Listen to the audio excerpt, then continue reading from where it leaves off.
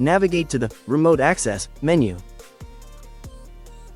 You will see that TosiBox is not installed in the current state. Press Install TosiBox to install it on the system.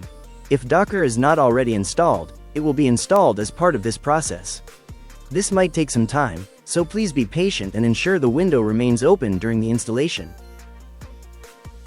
After Docker is installed, TosiBox will be installed. If Docker has been installed, the system will reboot automatically.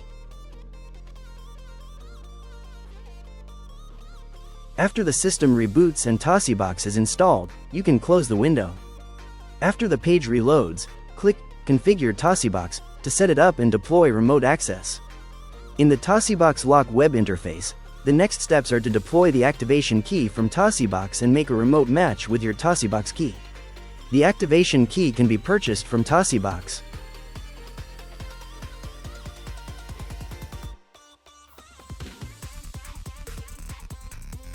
Log in to continue the configuration and remote key matching. Use the default username, admin, and password, admin. Make sure to set a new admin password afterward. Go to Keys and Locks in the Settings menu to generate the remote matching key. Use the remote matching key in the TosiBox key software to make the pairing between this lock and the key.